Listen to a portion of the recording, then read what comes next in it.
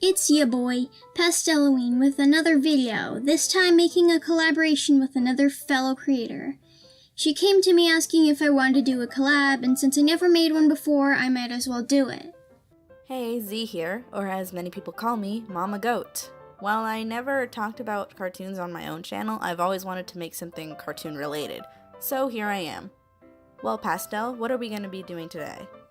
We're gonna look at shitty cartoon designs in TV cartoons, because why not?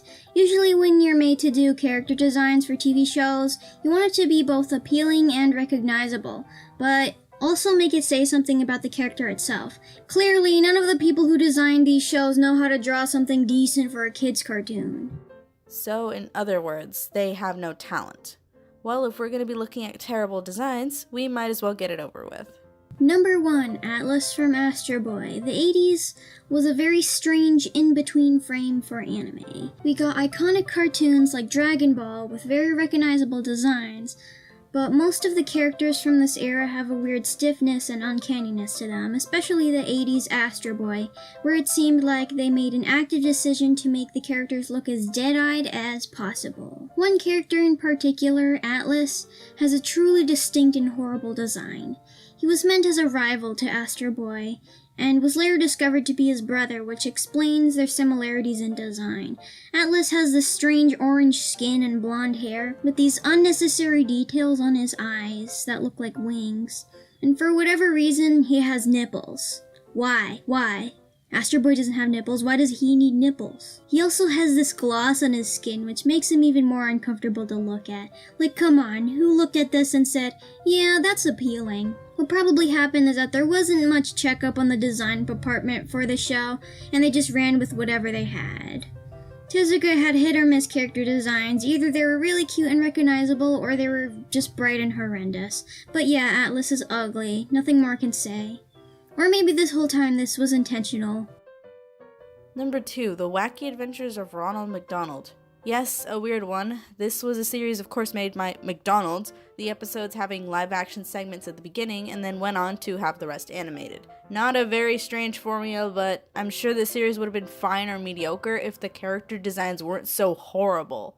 It has this sort of Rugrats influence in the style, and I don't understand how you can manage to make a style like that even worse.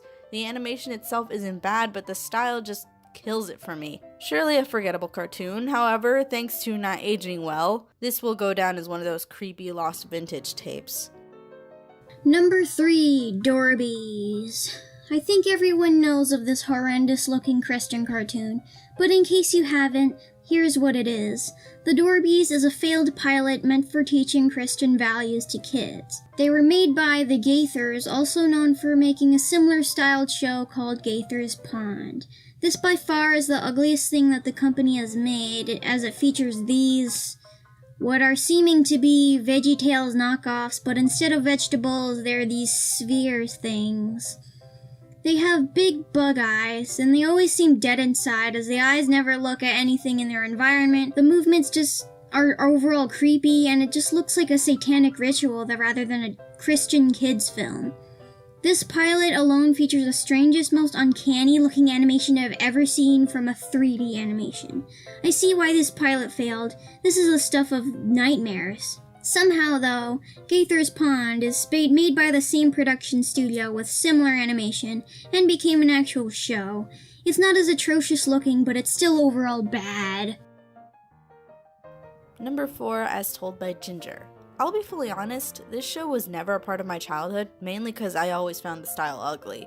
Of course, that's still the case, but now I can appreciate the stories they were telling. It's your run-of-the-mill high school drama, slice of life sort of thing. I know the high school genre has been beaten to the ground, but remember that when this was released, it's still in its prime. Slow pace, but you can get into it if you have the patience. However, what I don't have patience for is that awful art style. There's a fine line between something being surreal and something being uncanny. This art style right here is uncanny. And yes, you guessed it, the face proportions are the entire problem. Like what I said with the Ronald McDonald cartoon, I'm sure this would have been a lot better with a more appealing art style. Sorry, but no matter how nicely you can tell a story, your terrible art style can't be excused. Number 5, Barnyard. Okay, say what you want, but since when do male cows have udders? That was the one thing that I thought when I watched this cartoon as a small child. The animal characters are okay looking, I guess, still weird looking, but just take a look at these human designs. There's this ugly ginger boy named Snotty Boy, and there's this other old lady character. The ugliest part of them is their big black head-filled noses. But yeah, the show is weird, with strangely designed animals. I know almost nothing about this show other than this being a meme, but the characters are just freaking ugly. Don't watch it, unless it's ironically, then it's okay. Number 6. Problem Solvers. Where to even begin with this? This has got to be one of those shows most infamous for its awful design choices. Not only are the characters lazily put together, but the backgrounds look like something a 5-year-old could have done in MS Paint. Actually, scratch that. That's an insult to 5-year-olds. So besides these seizure-inducing backgrounds and colors, what about the characters and show itself? Well, the show has a simple concept. This team of 3 get called to solve problems and save the day. Whatever that problem is doesn't really matter. The characters are designed with these weird eyes and lips both sticking out of their faces. I'm not sure how to explain it other than just creepy. Actually, they sort of remind me of fish. Perhaps they were designed this way to be easier to animate, but that's not a good excuse when plenty of other shows have easy designs to animate, and they look more appealing. It makes me sick to look at this show, honestly. The colors and designs are just stomach churning. Moving on. Number 7, Dirt Girl World. From the title alone, you know it's going to be an ugly cartoon. Dirt isn't exactly the most appealing word to put in a show, but if you've seen the visuals, it's straight up scary. It's in a similar way to how Angela Anaconda has the uncanny valley factor put into it. I don't understand why someone would ever place these real-life looking faces on any kind of cartoon character meant for children. Whose idea was this? Why? Why would you do this, Huey Eustace and Kate McQuillan? Oh god. I ran out of jokes. Whatever. It's an ugly cartoon and it's terrifying for children. Don't let your kids watch it. Number 8, a cartoon of unnecessary designs. What do I mean by that exactly? Well, the overall designs are full of unnecessary details. The Mega Man cartoon released back in the 90s. Why does it look so weird exactly? My guess is that based off of the other cartoons that were released around the time, it had an influence on it. Not only by designs, but by the show's formula. If you take a good look at Mega Man's original design, then compare it to this cartoon, I just gotta ask, what the fuck happened? In my opinion, it's not completely awful, but in terms of the original design, it could have been a lot better. Sure, for its time it wouldn't have done well, but at least it wouldn't be remembered as being an incompetent show. Number 9, Angela Anaconda. Who said this design was okay? This is the kind of thing that would give children nightmares, not happy, fun cartoons for children. Sure, yeah, just take a photo of some people or random 3D renders. I can't tell which it is. Make paper cutouts of them and grayscale it. Yup, appealing. Totally not going to give children nightmares. For real though, the uncanny valley effect is strong in this cartoon, if I can consider it that.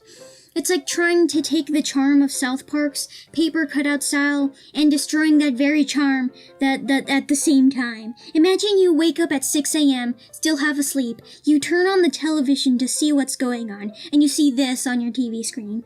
This terrifyingly creepy and ugly gray mushmash with this annoying high-pitched voice, singing and dancing, and mean creepy disjointed movements.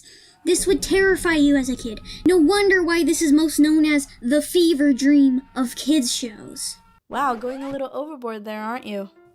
Yeah, probably. But I have to make the audience engage somehow. Also, people think my voice is funny. I suppose that's true.